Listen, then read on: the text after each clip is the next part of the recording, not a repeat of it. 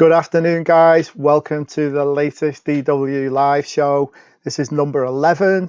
Today, we're going to be joined by my good friend, Mr. Rob Haworth from Event Safety Plan. Say hello, Rob. Hey, everyone.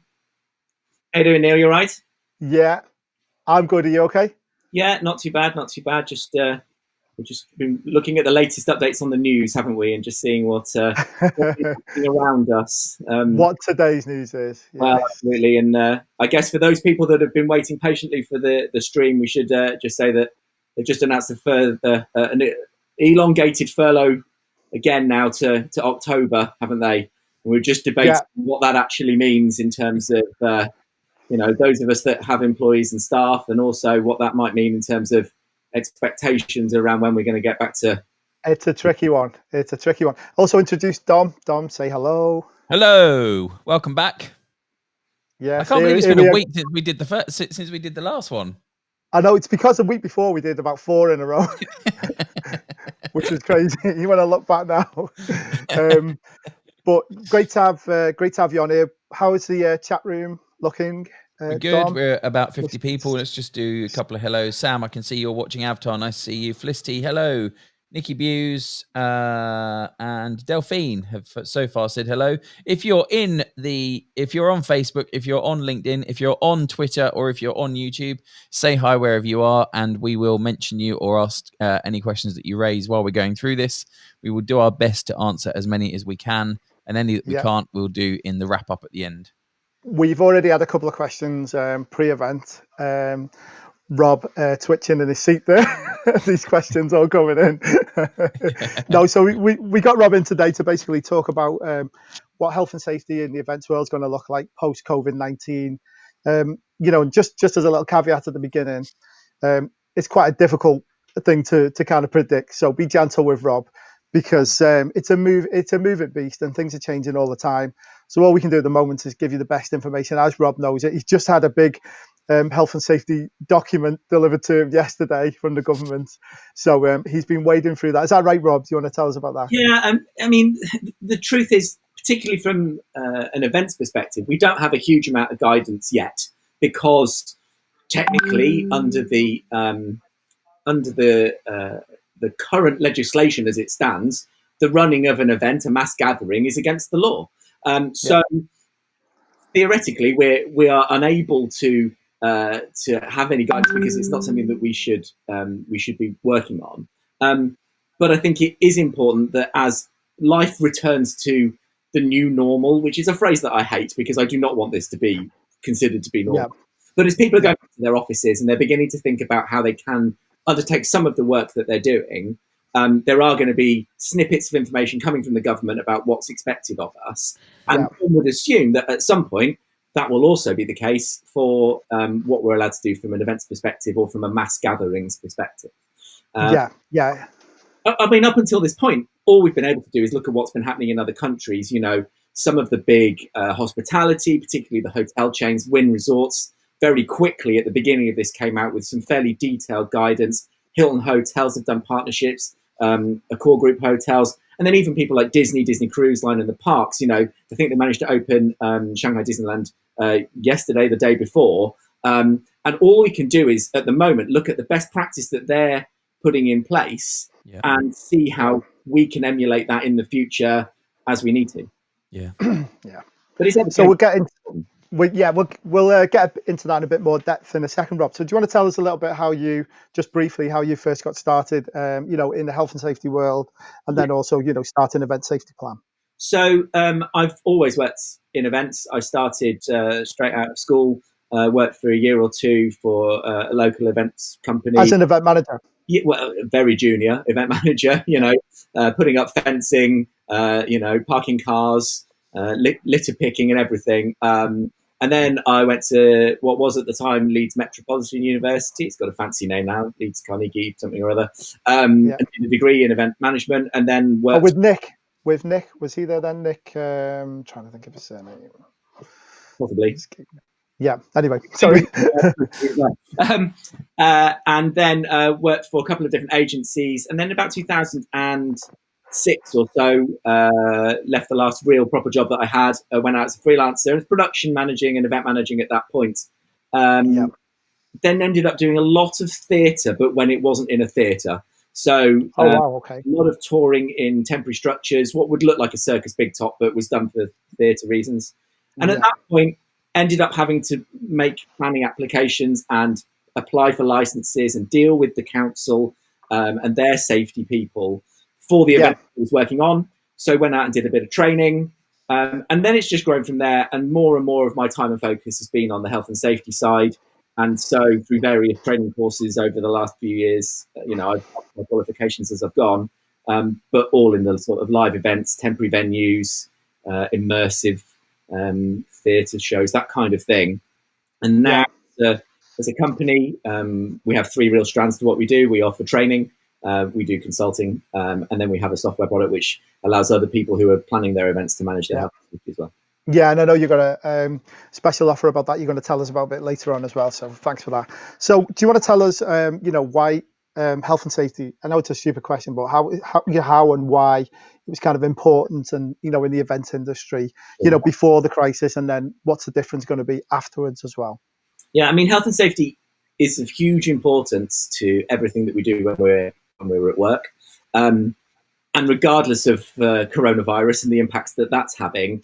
Keeping your staff and your contractors and your volunteers safe, and also then your attendees and your participants, it's a super important thing. And the reason for that is effectively threefold. And this is not my wording. This is what they would teach you when you learn about health and safety. You've got a legal obligation. It is set out in law that you have to protect people. You have to do everything that you can to make sure that they're not going to get hurt. They get to go home with all their fingers and toes. You have a moral obligation, because generally speaking, we all like the people that we work with most of the time. So you want to make sure that they get to go home to their families and, again, nothing happens to them. And then you've got a financial one, which is, aside from the fact that there could be an insurance claim against you if someone gets hurt, or you could get fined. But there's also that kind of business continuity. If you have an incident or an accident on your site, how will the client react to that? How will the impact of that going forward affect the business? So it's really important to get it right. And I think it's an area which can be either misunderstood, or the importance of it not necessarily be at the top of everyone's sort of thinking all the time. Yeah, I was just going to ask you about that, because I come from an event management background, and, it's quite clear that some clients that you work for, health and safety is right at the front of what they're doing. Whereas other ones, it's the other way around. It's the last thing. What can we get away with? Almost. That's how it used to seem like, rightly or wrongly. Yeah, I don't think that opinion is incorrect. I think part of the challenge is a lot of the people who are sort of controlling the event side of things maybe come from that more creative background and are looking at it from that perspective. And it shouldn't be the case that health and safety comes in right at the end and, oh my goodness, we haven't got a document. The venue have asked us for an event management plan or a risk assessment. Quick, let's throw something together.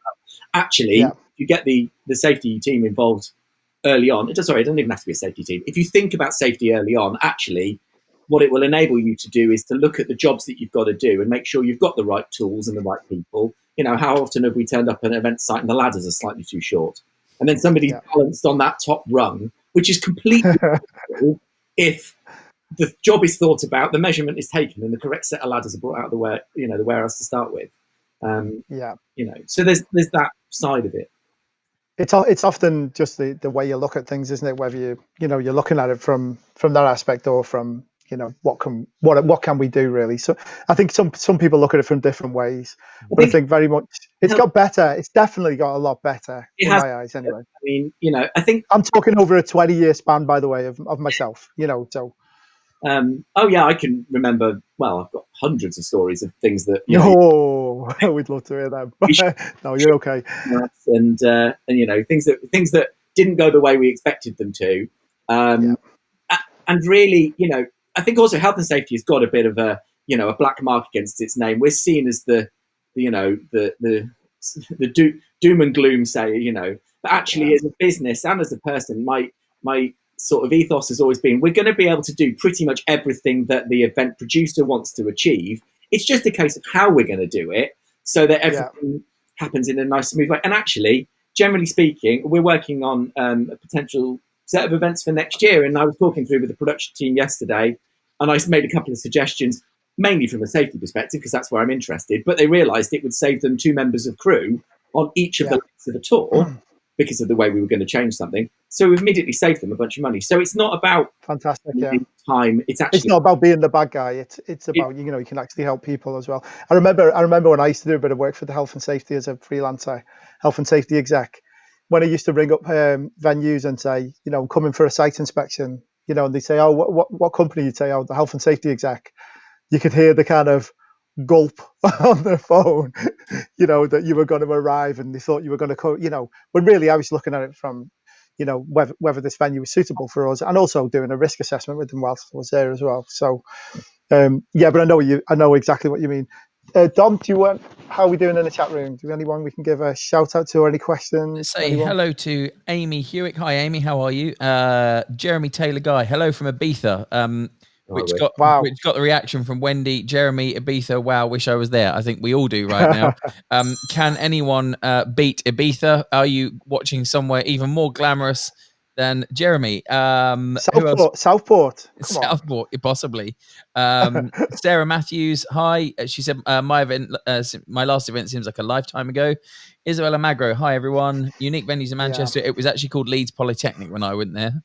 Leeds Poly. Its name every time they get a new sort of chief exec or something, they have a new logo and a new name. But yeah, same place. So Rob, the elephant in the room is obviously the new normal, as you said, in terms of health and safety and what the government are advising you. I'm sure there's lots of people here who are thinking, me included, when are we going to be able to start having meetings, putting people into a meeting room together? How many people can we get together? What's your kind of overall take on that for us? Yeah, we were talking about the lack of a crystal ball earlier, weren't we? And unfortunately, just don't have any answers. I mean, you can look at what's happening in other countries at the moment, and you can sort of start to see where we are on the curve and, in comparison. And we were trying to track, well, if we're X number of weeks behind France or Spain or Italy or Germany, and they're doing this, that, and the other, what can we now look to do? The challenge is, for those people where maybe the summer season is, the place where they earn all of their money. I can't see much happening before the end of the summer. But of course, it all depends on how well we as a nation sort of pull together and do the things that are being asked of us. The more we work from home, the more that we wear masks in the right places, the quicker we can kill this thing. But I think there's wider implications as well in terms of the amount of, travel is going to be a real challenge, even if there are any airlines left. Well, quite.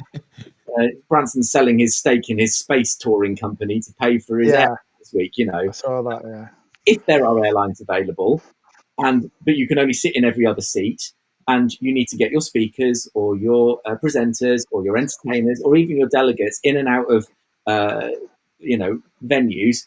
How long is it going to take? What's it going to cost? And then, when you even get to the venue, what options do you then have to enable you to bring people together? And at the moment, as I said, they can't. It's not against the law to plan for the future, but at the moment, if you were to put on an event of any size, ultimately, you'd be breaking the legislation, and that's a slightly weird concept. We all do this as why would you do this if you didn't love it? Because events industry can be absolutely crazy at times. They can't stop us from doing that planning, but of course, as event planners, and Neil, I'm sure you can empathise with this. The whole point of everything we do is we have a plan, we do the plan, everybody's happy with the plan, we get paid to go home. The problem is our brains work like that, and we can't make a plan at the moment because the timescales are just completely, we need deadlines, don't we, as well? Very much deadline driven. Industry. We need to know when an event is, when I need to do that by. So I think I probably say this every week. We need legislation, is what I'm saying. We need to know. You split your year into, right, well, I'm going to get that event done, then I'm going to get that event done. And that's how your brain works. And of course, we've just got open-ended, sort of what's going to happen. And that's the challenge, In terms of, I think probably smaller groups to start to get together, within the next few months. But I don't see it being particularly But before. just on that, I mean, I was having a conversation with. I've had a couple of conversations this week with hoteliers, and they were talking about. Tracy Astles, hi Tracy, if you're watching, was telling me about they've done studies on how many people you can have on like a cabaret Yep. table, and it's literally 2 people. Yeah. So you probably on a kind of 10 person, or let's say 8 or 9 person cabaret table. So by that rationale, you're reducing it down to a quarter of what you can actually do, maybe even less. And actually, on that subject, Nicola White has commented, it's not just about when we can start doing events, but how we're going to be able to manage them. How can we implement the guidance and work with venues and suppliers to manage cost? Well, and that's exactly where I was going to go next. I was going to say, at what point does that become not financially viable? We've got some clients of ours run venues, and they've got a 1,200 capacity venue, say. But if they can only put 400 people in there, and they're socially distancing them, but now their bar has taken a hit, and the cast still need paying, and you still need to heat the whole building. So at what point does it become a point where you just can't do that kind of a thing? And how do we work that forward? But you've also got the challenges of, let's take a West End theatre, for example, where on a good day there aren't enough toilets for the ladies, and they're queuing down the aisles, and you can't socially distance in a 18th century or a 19th century theatre venue, because the toilets themselves are tiny and you have to push past whatever. So how do you plan for not just the sitting at the tables, as you say, Neil, but then going to the bar, or getting served a drink, or having food service to your table, or in those sort food of prep as well. I'd actually be really interested to put this to the people that are watching. We've got a number of people watching on Facebook. We've got people on YouTube, on Twitter as well. If you're from a venue, have you started thinking about this? Have you started talking to your teams or working with your teams to try and structure some vague plans for how you might be able to bring events back into your venues? Really interested to hear from you. Naomi Brown has commented, hotels are leading this too. Perhaps they'll have a limit of people in a room, full stop. Nightmare for gala dinners. Alex Piper says, hi, Neil and team. Hi, Alex. And Celia said, I'm a venue owner battling with this today on how you serve the food to customers while maintaining a 2-meter distance. Very long arms. The truth is, well, yeah, really long arms. That is, you can't. And the guidance at the moment is, it's very much focused around sort of construction. Can you work outside? And I mean, they obviously from the very beginning of this, PPE, personal protective equipment, has never been a phrase that has been used so much outside of a health and safety person's realm. But everything they would ever tell you about PPE is it's the last thing you should consider. It's the very last defense that you've got. So before you even get to PPE, you start with, can I get rid of the risk entirely? Or can I reduce the impact that risk would have? And the way we do that is what we're doing at the moment, is not having groups of people together. In fact, if you look at the guidance, particularly again around construction sites, they actually say your primary focus is 2-meter separation. It's not put a mask on everybody. So how can you do that with food service? I mean, there's been a lot of talk. Buffets, the world of buffets is over, apparently, because, there's too many issues around being able to protect the food. But, we've all seen the affectionately named sneeze guards on, food vans or whatever it is. But how do you serve something to someone? I don't know. Do you plate something up, put it on a table, and then have somebody come and collect it from you? But then you've got 50, 100, 200 people milling around the room. So many things, isn't there? There's so many things. I think, like somebody's mentioned here, just actually getting to the venue, like we talked about earlier off air, Rob. Just getting to the venue. Who's going to get on a crowded underground train, or whose companies are going to let them actually go as well, which is another matter. We've been talking about this, between myself and my colleagues. There is a degree to which, companies providing masks for their staff members, ultimately traveling to one place of work is, and a provision of a mask to do so is up to the individual. The government haven't said that employers have to do that. But the moment that I send one of my team members away from their place of work for a site visit, for a meeting, or actually to attend an event, I probably should be protecting them at that point. And can I get enough masks or gloves or whatever it is to enable me to do that? But the key thing there is, in terms of public transport, we were talking about it earlier. If we were to try and put on a large scale event where we were putting a lot of people through a particular transport hub at any one time, are we taking away the capacity, say, from key workers? Are we putting extra pressure on, I immediately think of the underground, but, TfL or whoever, the local provider is, which the argument would be to say, actually, that's one step too far. So then we say, okay, well, everybody has to drive there. Are the venues set up for it? Do we have enough parking? Can we socially distance whilst using a car park? And where do we draw the line between, I can control, the customers at events would never know this, but particularly on some of the immersive things that we do, customers are completely controlled from start to finish. I can control social distancing and PPE wearing, all that kind of stuff. As soon as they set foot in my, my bit of the event or my bit of the world that I'm working in, but I've got no control over them whatsoever up until the point that they arrive or after they leave. As you said earlier, they leave the house feeling perfectly well, but by the time they've made their 2-hour journey, they're feeling a bit off, picking up. Rob, I've got a quick question. I'll let Dom get into the questions in a minute because I can see they're all piling up. A really quick one though. Do you see a future where people will be having to go through screening kind of devices when you enter a venue, to tell you whether your temperature gauges and things like that? Because I've seen various things. I even saw somewhere, I can't think, might have been in China, where there was kind of like a disinfectant that went on people as they walked in. That's on site where they're building Expo 2020 out in Dubai, I think. Yeah. In Dubai. Okay. Like a spray tunnel, isn't it? Yeah. So do you see a world where these kind of things might come in? The technology is good enough to really, particularly with the temperature checking, I don't know that it's accurate enough yet in all circumstances to be able to say to somebody you can or can't come into an event. Ultimately, as the event organisers, we control, don't we, whether those, that's a private piece of space. It's not like we can refuse entry to anybody. At the moment, we can't do that based on, race or age or gender. But does there come a point where actually, who takes the responsibility for, say, somebody who's in their 70s coming to an event? Can I stop them coming in? Is it my job to stop them coming in? And how do I do that? Or is it down to So somebody asked there, it's a really good question in here. I'm just going to try and find it. It's from Adam Goodman, who said, hi, who would be liable if a guest contracts a virus at one of our events? Do we need stringent guidelines from the government? I mean, that's a really interesting question. I've never even thought of that.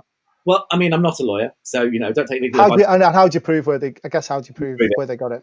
Now you could say there could be a mass outbreak at a venue, and at that point it would be reasonably. But again, one of our clients we've been discussing: are we going to do like a post-event health survey, or give people the option to come in and say, like for example, if somebody gets food poisoning at your event, you can absolutely guarantee they're going to tell you pretty quickly that they got ill. You've got to hope that you can manage that messaging so that because it will get out to social media. What you don't want is for somebody to say that they're ill and then 20 other people to say that they're ill. You've got very little ability to trace this on a site, because if you're doing, or at a venue, if you're doing the cleaning regimes that, we're certainly looking at, regular cleaning, disposable masks, cleaning, particularly toilet facilities or catering facilities very regularly and often. The chance to prove it is very, very low, I would have said. But you do risk, and I wonder if people are going to have to sign disclaimers before they go to an event to say you're coming at this at your own risk. And the other thing to understand as well is by the time we are allowed to attend events, the 2 meter distance might have changed as well. So things, as I say, this is very much crystal ball type from us, thinking. So I guess we can only talk about what we know now. Well, who knows how that might change? And you would have to assume that in order for somebody to be able to take legal action against you, they'd have to be able to prove that you'd broken the law. You have a duty of care to everybody who's working and everybody who's attending an event. But actually, unless you've, and this is where a lot of what we do, really comes in. We do a lot of work with our clients around checklists and making notes and creating like evidence in effect that things have or haven't happened on a site. We're really big believers in, making sure that you've ticked all the boxes on a checklist every day, because that's how you've got that audit trail of what's happened. So if you've got a checklist that says the cleaners did what they were supposed to, and everybody was given their pre-attendance guidance, and this, and this, and this, and you've signed it at the bottom, it goes a long way to being able to help your defense, I guess, against something coming back at you. Absolutely. I'm going to go to the comments because we've got people watching, and this show needs to be about people's comments and the questions that are coming in. So I'm just going to have a flick through, and while I do, I'm just going to take you back to something you said just now, Rob, which was the phrase "world of buffets," which actually sounds like a really good restaurant that I'd love to go to. Yeah. Joey said, "If this is all if people want to attend events, I think there could be a loss of enthusiasm to travel or attend large gatherings for quite a while." I think that's probably right. I think one of the things that we as event organisers have to do is, and there was some criticism for something in the US where recently they'd sort of republished their new dates, but with no kind of plan as to how they were going to manage the safety of their attendees. So I think that pre-event communication is really key. Yeah. How we as the event organizer are going to keep our attendees safe, what we're doing in the background, and sort of open up a little bit into the, let's be honest, I mean, we do a number of small music festivals, and I'm sure that the audiences that attend those have no concept of the cost of putting on an event like that, or the number of people in the background who, I'm not there in a high-vis jacket and a hard hat all the time. I've got, shorts and t-shirt on normally and a radio earpiece. They don't understand how much work is going to keep them safe throughout that entire event experience. And maybe we're going to have to sort of pull back the curtain on that a little bit. And up to now, that's been the right thing. Oh, yeah. It shouldn't be in your face, but as you rightly said again, that's probably going to have to change. It's going to have to be slightly more at the forefront of everyone's. Give our audience the confidence that we know what we're doing. Yeah, absolutely. Carmo says it's going to affect all the elements of an event, from airplanes, buses, venues, activities, and prices will increase in a time that for certain budgets will be smaller. It's a massive health and safety issue with a lot of employees scared of actually working in an environment. That's from Jason Hamratti. Jane says individual pods and screens. I'm guessing that's how we could potentially take a venue forward. Adam's question. The interesting thing with pods and screens, and I'm not saying that's wrong. Just saying that there's extra thinking that needs to go into that, because then you've got to make sure that you clean it. Yeah, and then absolutely. There's no cross-contamination. And in fact, an open environment like an outdoor event or it is actually better from that perspective. As I understand it, the coronavirus sort of lingers in the air. And if you're not, if you're sort of enclosing everything, one of the pieces of guidance around getting rid of masks, for example, is that you put it in a breathable bin, which goes completely against everything. You want to store it that way. Yeah, absolutely. I understand it.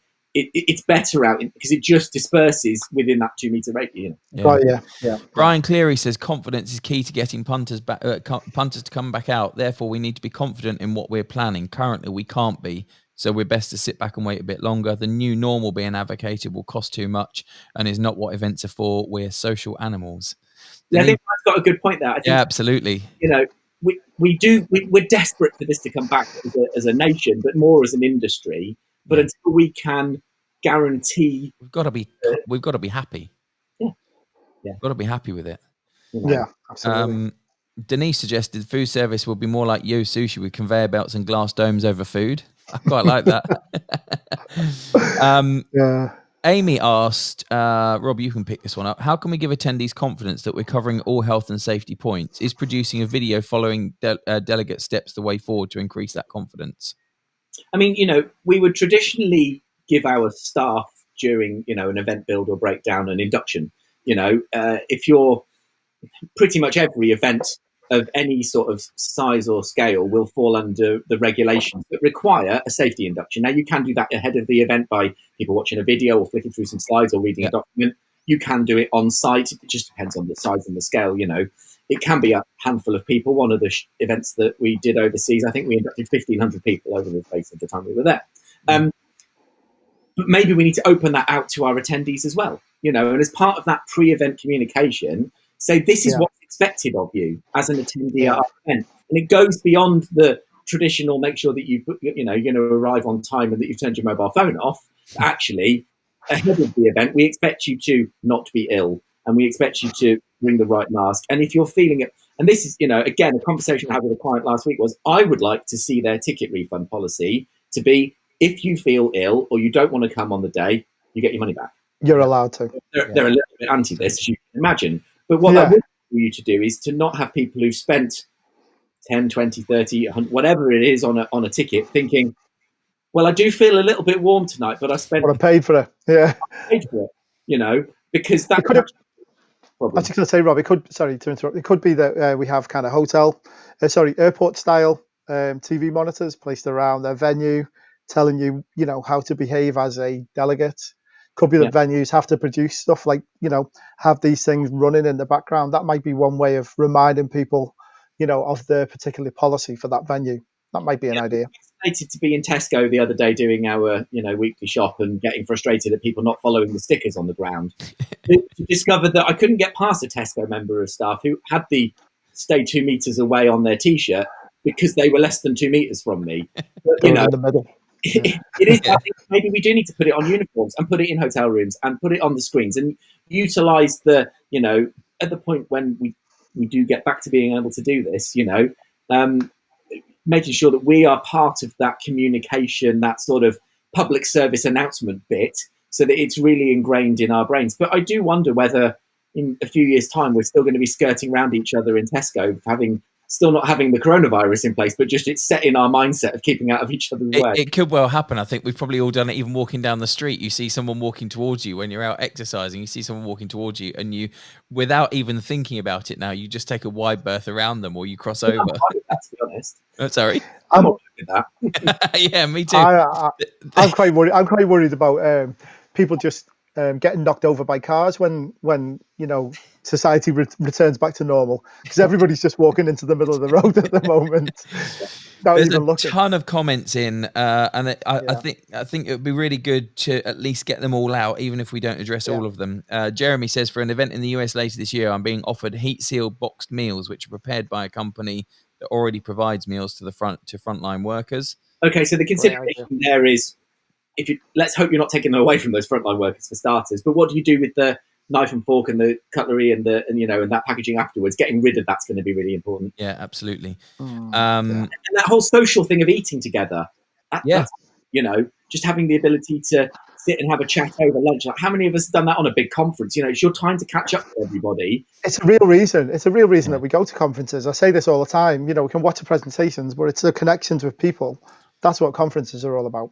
Yeah, absolutely. One of the impacts of this is addressed by Nicola, who says, with everyone having to use cars, sustainability is going to be left on the side for a vast portion of this. And unfortunately, yes, it is. But unfortunately, for safety reasons, that's the trade-off, right?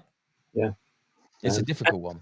And, we've spent a long time as an industry trying to get away from single-use, plastic cups and all that kind of thing. But unfortunately, that's now what we're advocating with our clients to do, is to not be sharing and having to then wash something up or whatever it is. If we're not in an environment where washing up is easy with hot water, it's actually going to have to be more disposables, which flies in the face of everything we're trying to achieve over the last few years. Laura, quick question. Go on, Neil. A quick question I've just seen a really good question from Adam Goodman. He's saying that's a guide, that's the challenge. Do you see the health and safety exec or somebody setting guidelines for all the hotels and all people putting on events to sign up to? Do you see like a brand new revised set of guidelines that we'll all have to follow? So the guidance that came out yesterday specifically looks at construction and office workers returning, or plant factories, that kind of thing. Nothing talks about the events venues or hospitality at the moment. I suspect the guidance will come out, because otherwise, we'll have to do our own as an industry. And I'm all up for that sort of sharing and working together in order to maintain that and enable that to happen. But I actually suspect that probably what will happen is the HSE will work with maybe DCMS or other groups or whatever to start putting that into place. I think hotels will come first. I think because ultimately, but they might not have the restaurants, they might not have the meeting spaces, they might just, or spas. I think was another thing that somebody said was falling by the wayside. If they could just get people back into the hotel rooms, maybe that's the first step. And I think we also run the risk, and again, I'm not helping us here, but who's going to put on an event where you could get closed down with 24 hours notice because there's been a spike in your region? You can't insure against that. Yes, you'll still get cancellation insurance, but certainly not for coronavirus. So it's going to be an awfully big risk that you've got this event, it's all happening, and then it has to get cancelled. And that's really interesting, because actually that's a very real threat that could happen at any given moment now. And you're already seeing it in Germany. They started to relax the rules, and already they're starting to see spikes in the number of people contracting COVID-19 or dying from it. and everything's being very closely monitored. So it's very easy for them to see now these sudden spikes. And as you said, the risk of cancellation forced upon you, uninsurable, and a very real threat. Dean says age demographic will play a big part in how compliant an audience with measures put in place. Current research, I believe, suggests the 18 to 24 range would currently attend events without too much concern. Add in the mix with alcohol and compliance levels will reduce further. Yeah, it's a good point. And, like we were saying earlier, if somebody who appears to be over the age of 70 or whatever the current sort of cut-off is, turns up at your event, whose responsibility is it to for them not to come in, for example? Is it their responsibility as an individual? And we all have to take a level of individual responsibility on everything. But do as the event organizer or as the safety advisor on that event actually say, no, I'm afraid you can't come in for your own safety? That's a real grey area and one I don't have an answer to. No, absolutely. Carmo Just said jump in. Oh, sorry, go on. No, go on. You carry on. Carmo said in Portugal, the Tourism of Portugal board is giving a clean and safe stamp for all agencies, facilities and service providers that comply with the health and safety rules for COVID-19. Do you think something like this could be brought in, could bring confidence to people to use their services? I think it could be. I think the challenge with that, though, potentially, is you're only as good as the day that you got your sticker. It's like the monitor. Yeah, it's like writing a risk assessment. At the point at which I sit down and write it, I've got all the good intentions that what we deliver is going to be absolutely spot on. But then on the day, unless actually somebody's taking the responsibility for really delivering to that, how that's been done, or dynamically assessing when things start to go wrong, it goes out the window. Like a food hygiene rating. We've all seen great food hygiene ratings on caterers and venues and whatever, but they're only as good as the day they got inspected. Yeah, absolutely. Yeah, I've got a quick question, Dom. Standing or not, just a question that we got sent in advance, Rob, that we spoke about earlier from Swati Sharma. Thank you, Swati, for the question. It's a really good point as well, the difficult one to answer. Understand that safety is critical right now, but what about the atmosphere of an event is usually the key to its success. So with the measures that are going to have to be implemented, do you think that could creep into the actual atmosphere and success of the event? I think the thing that I would hate is for health and safety to have a negative impact on anything anybody's trying to do. The whole point is that it's supposed to be a positive thing to keep everybody, like I say, with all their fingers and toes. The thing I would say though is we're going to have to, as an industry, be more inventive and more creative, so that we can maintain those levels of safety whilst keeping those levels of social aspect to it, because that's what it's all about ultimately, about being social. Yeah, it's a really tough question. So I do see the point though. There could be a point when people are behind screens, whatever. How can you enjoy this anymore? Isn't it just crap? Would you want to just do that and have that level of control over what's going on, or are you actually better off just saying we can't achieve this? Yeah, exactly. Get the outcome of the event that we want, whilst keeping people safe. And as I say, it breaks my heart that that safety would ever have that negative impact, because everything we do, all the crazy things I've done in my career, has been about getting an end result, which is a great feeling and atmosphere for an audience. I don't build blocks of flats. I have no idea about nuclear power stations. My whole remit is to make sure that an event is safe and therefore is enjoyable for everybody.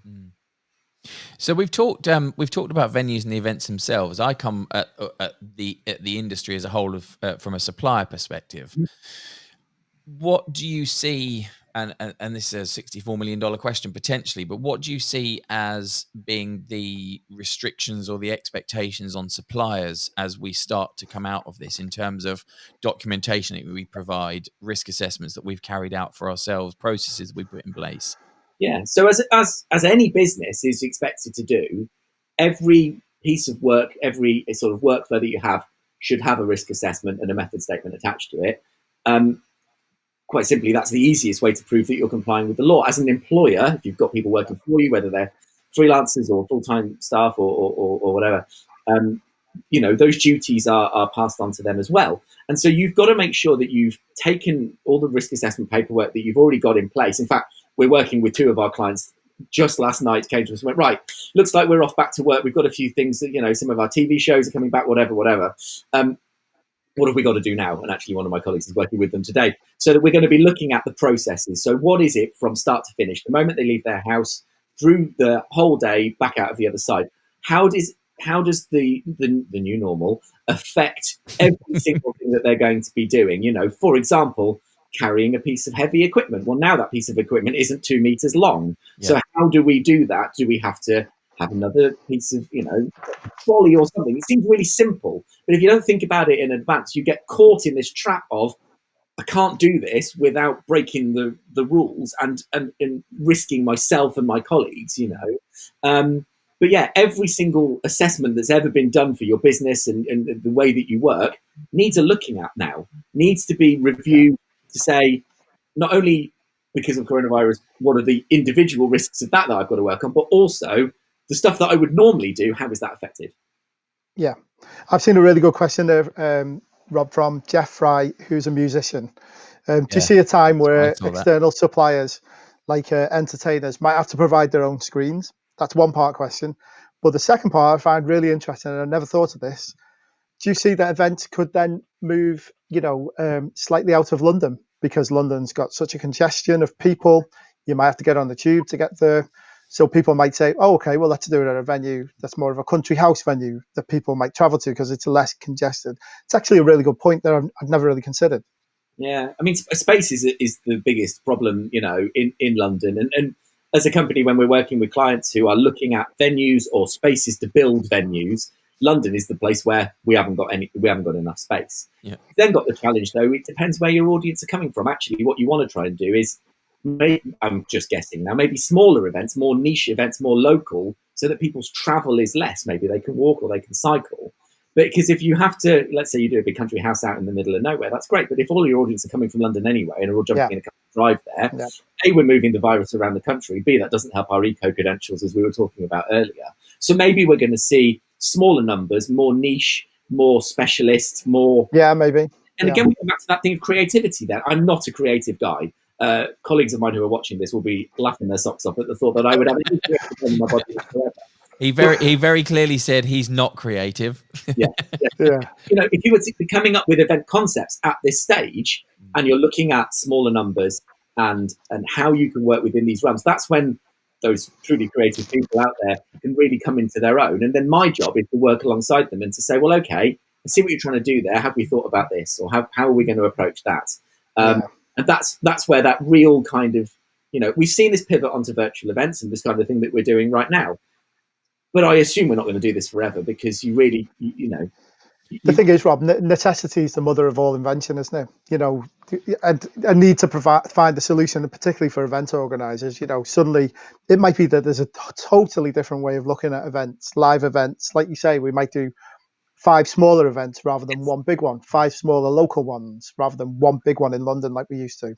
So it's going to be interesting to see how that's going to pan out. But again, got to come back to it. It depends on the legislation and what we're allowed to do, the science, whether we can all get vaccinated, that kind of thing. Yeah. Steve Burton has just commented, says we're planning for our photo Hi, booth. Steve. We're planning for our photo booths to be potentially used outside if main venue is subject to limited guests inside at any one time. Now, I've got a question, Steve, and if you pick it up, I'd be really interested to know how you're going to manage that, because photo booths typically involve some form of props unless you're using digital filters. How are you going to manage the props associated with the photo booths? How are you going to clean that between each person?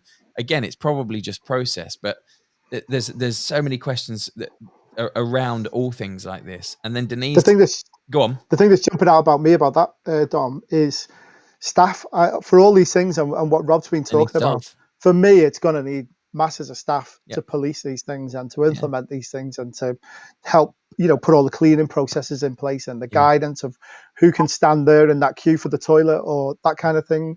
And then we have to protect those staff as well, because ultimately, if we're putting members of our team in front of the public, and as well as obviously the great work the NHS is doing, it's the people in my local Tesco who are probably not on a huge amount of money, who are young, but are there and they're working and they're keeping the whole country moving at this point. How are we going to protect our team members, A, from infecting other people, if they happen to be ill, but also receiving it from guests or attendees or whatever. for each other. I think, you've got a point. We've got to be able to demonstrate that stuff is clean and sanitized. Hilton hotels are going as far as putting some sort of sticker on the like you normally get on the toilet seat. They're putting it on the front door of the hotel room. Yeah. How do we I just on that. I went to a hotel. This is just before the full lockdown happened. I was in a hotel in Cardiff. I think it might have been the Indigo, and they did a really cool thing where I was staying for 2 nights, and they passed a note under the door that said, "We notice that you're staying for 2 nights. If you prefer, we'll only send a maid in if you request it, so that you were the master of the cleanliness in your own room and the kind of whether anybody was coming in with any infection." I thought that was a brilliant thing to do as well for people who are staying multiple nights. So we may find, because I think we went from, remember the towels thing where put your towels in the bath if you want to wash the.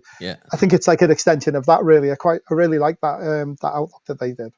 I mean, they're talking about these sort of enhanced cleaning processes. One would like to think that hotels were cleaned pretty well before, but I think we've all stayed in the hotels. We've all stayed in hotels.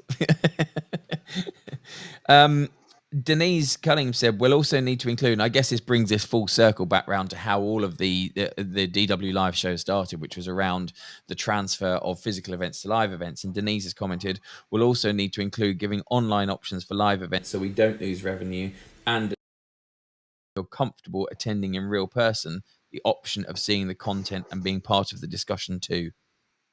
Yeah. We were talking about theme parks earlier, and what with Shanghai Disneyland just recently opening, and Disney are losing $30 million a day or something. They are going to be pretty damn keen to get their parks open as fast as possible. It's going to go. I don't think I'll take my kids to, maybe not Disney, but to a UK theme park. I don't think I'll take them this year. The queues will be less time, I would imagine. They'll be longer because they'll be half a kilometre long. But why would that's going to be a big challenge, and I think that's what maybe Joey was referring to earlier. Are people going to actually want to go to stuff? How can we give them the confidence, and how can we give them the content that they're really going to switch them back on to live events?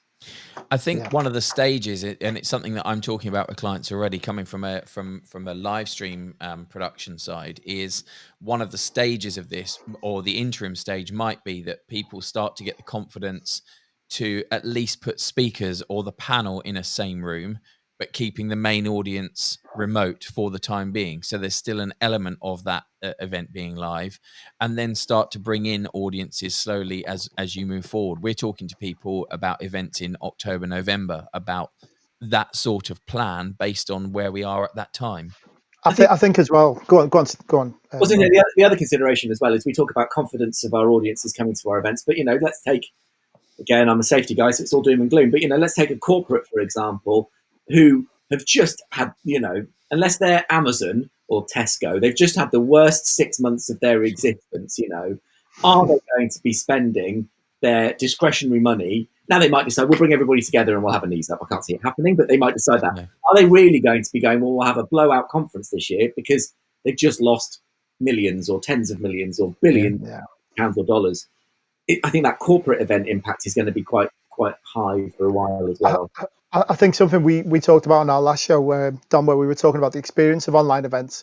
What you might find is until we get to the point where we can meet, people will have to bring the conference to people at home, and in the form of maybe delivering things like Jane Mallion with a tea service and things like this. It may be that they have to share things with people that they use at home, whilst to feel part of the conference, that kind of thing, as an intermediate step. I also thought of another business for you, Rob. You need to have a health and safety kind of how to use Zoom. Dropping your headphones on your foot, spilling your tea, that kind of thing. Yeah, I mean, the thing that we're focusing on this week is getting people back to work. So a number of our clients have come to us and said, how do we get back to the office? How do we look after our team? What do we need to put in place as an employer who wants to, as a responsible employer? That's a lot of what we've been focused on with but unfortunately, we don't get it 24 hours ahead of the rest of the public. We get it at the same time as everybody else does. So we're struggling a little bit as well. There's been some really great sort of guidance and advice that's coming out, again, mostly US and overseas at the moment, because we're not quite there yet in terms of, ideas and things that you can be thinking about and guidance that's out there. But it's a bit of a case of wait and see at the moment. And everything we're talking about is just opinion and discussion. We don't know where this is all going to go at the moment. And I was going to ask a question that came up. I think it was from Naomi. I can't seem to find it scrolling back, but I think it was from Naomi saying, "Do we think outdoor events are going to come back before indoor events will?" Yeah, good question. Possibly. Yeah, possibly. I think that there is definitely cases where, because outdoor activities seem to be less contentious, shall we say, and as long as you can spread people around. But I'm not suggesting for 1 minute you do your festival for 15,000 like we would, we're supposed to be doing in a few weeks' time, and has been moved to next year. But if you did try to do that number of people and you socially distance them 2 meters, the space you're going to need is going to be gigantic, and the extra tech you're going to need. So I think that smaller numbers, outdoors, a lot of the considerations around construction sites have been, well, instead of having your office in a porta cabin or whatever it is, can you do something that's a covering that's open-sided, like an instant market or something similar to that? So are there areas where getting people outside and into the fresh air can work, but then your pinch points are going to be toilets, catering, ticket booths, whatever? And how do we as an industry work around those challenges? I think we can work around a lot of them, but it takes a bit more planning and a lot more people. Yeah. Tina just commented, I think she's trying to say, looking back to when Glaxo lost all of their sales staff in a plane crash, and thereafter there was a limit of how many people could travel together. Same theory for putting them all in a conference area when just one infected person could skip through the lot. Yeah. Funnily enough, I did a show a few years ago in LA, and the producers took everybody, all the production management team, out for dinner one night. And we did have a realization that if we all got food poisoning that day, following that, because every single all the producers, the production management team, the site guys, the technicians, everybody was at this dinner. So they did actually suggest at that point that we all had a different meal. But if everybody gets sick at exactly the same time, it could take out a small, medium-sized business, because, and it affects people in different ways. I haven't been ill. I had a slightly sore throat at the beginning, but I've got 2 small children at school. I have a slightly sore throat most of the time. Yeah. So I had it, and the impact it had on me was very, very small. Whereas actually, it could wipe people out and obviously worse, So yeah, it's a real consideration. I'll tell you what, Steve, we've got absolutely tons of questions. I know we're going to have to wrap it up soon. Yeah. Is there any more that caught your eye, Dom? I saw a quick comment. Well, I saw a quick comment from Wendy. She was just following on what I said about that Cardiff hotel. She was saying that she read about one hotel where you have to put your towels and bedding into a bag, provided ready for the cleaners, so they don't have to touch it. And just kind of saying, the luxury aspect of a hotel might kind of change for us all. And we have to do these practical things. Out of the guidance for care homes and hospitals, where linens, the last thing you want to do is shake a bed sheet, because everything goes into the air. But again, talking to a client yesterday, and we were talking about linen, and they said, we don't have any linen, you don't have to worry about it. I said, what are we doing about costumes? How are we washing those? How are we turning those round? And are we taking them off site to wash them? And again, we fixed the problem, but only because we're thinking about it a number of weeks out from doing something, rather than on the day of, when it's like, oh, I've got this dirty costume, now what do I do with it? It's just thinking ahead more so than we've ever done before. Yeah. Denise has commented, new health and safety policies may be introduced in companies preventing their staff attending live events. Corporate risk registers will be under scrutiny. And I guess that's another consideration at some stage later down the line, which is eventually a venue will put on an event, or there will be events for us to attend. At some stage, we will all feel comfortable enough to go to those events. But if we're reliant on the company that's sending us to allow us to go, or our employers to allow us to go, there could be that block, because they're some of the big corporates absolutely keeping themselves tightened down for the foreseeable. Because ultimately, if they are sending you to that event, or they are paying for you to go to that event or whatever, they have a level of responsibility for you. I think, Steve, just before we wrap it up, one of the things that we spoke about before was obviously the mental health side of this, with all of this. And I'm looking at this from an event organizer's perspective.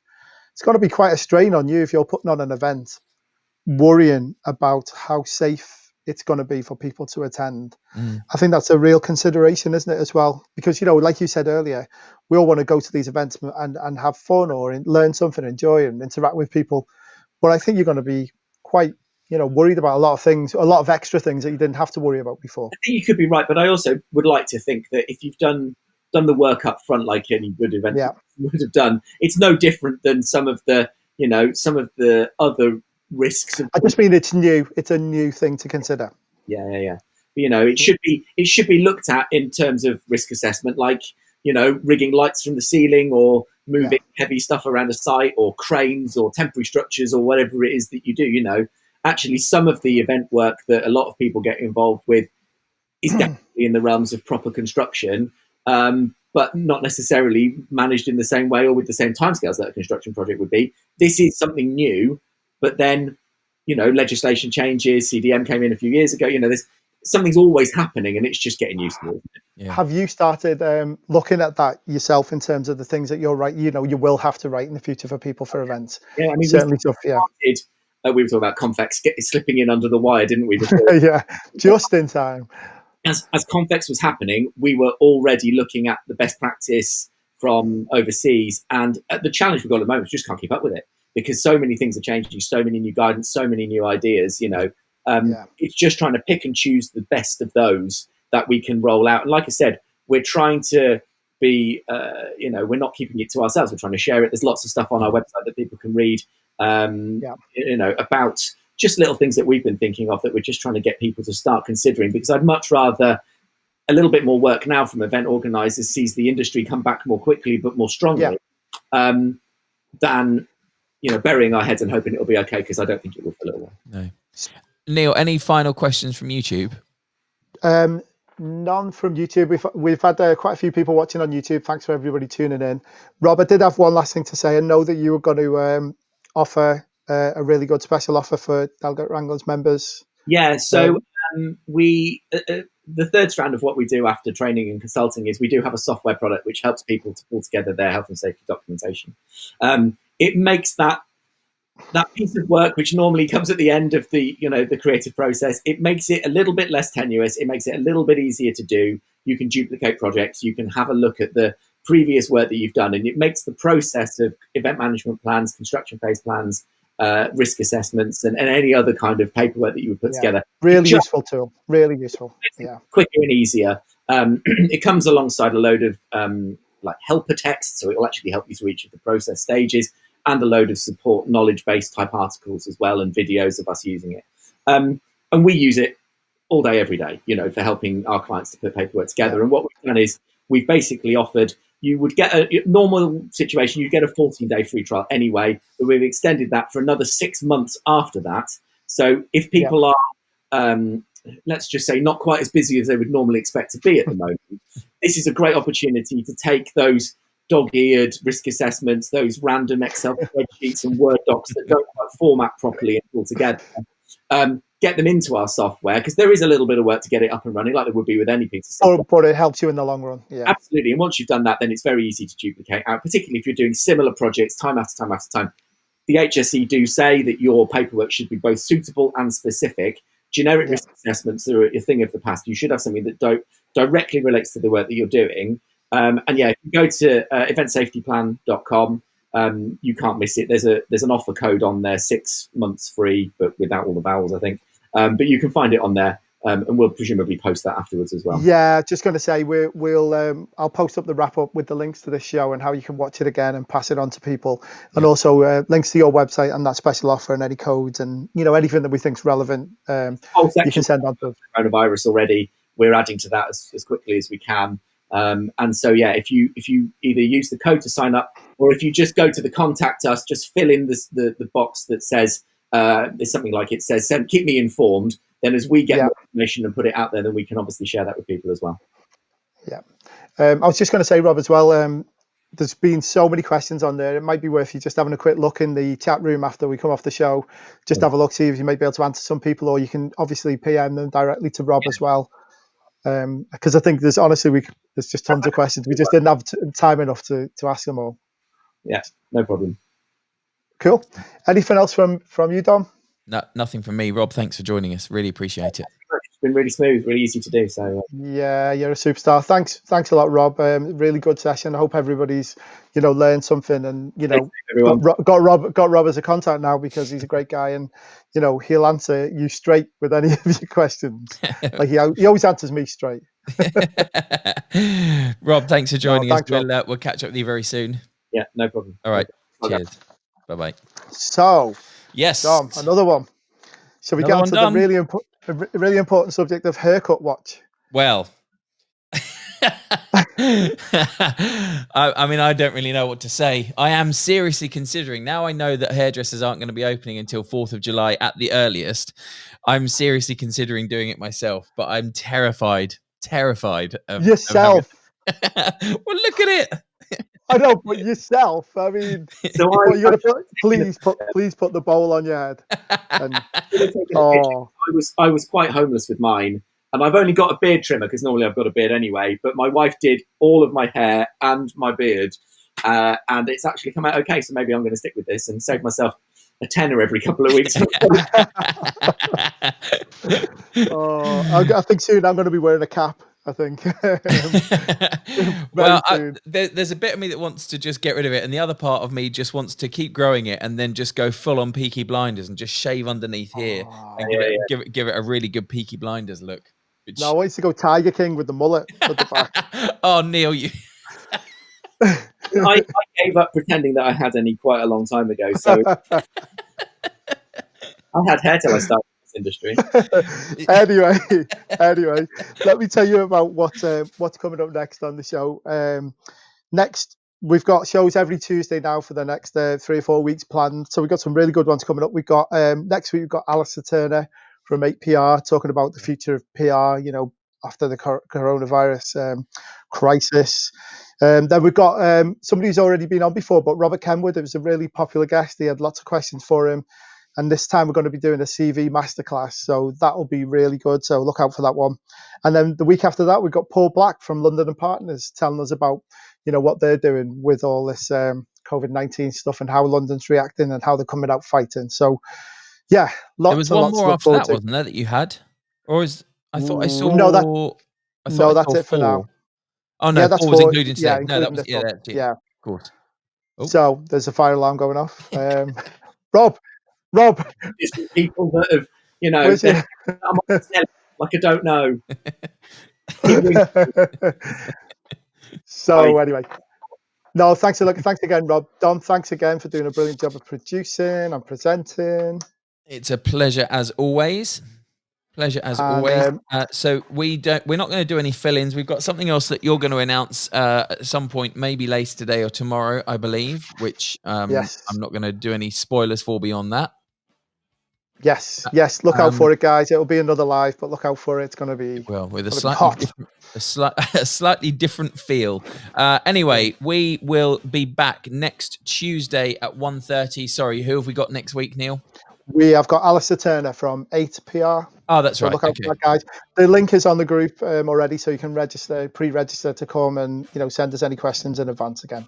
Yeah, absolutely. Thank you very much for watching. Thanks for all of your comments on LinkedIn, on YouTube, on Facebook. We will be back next Tuesday at 1:30. Do leave a message in the bottom if you've got any more questions for Rob, for Neil, or for I.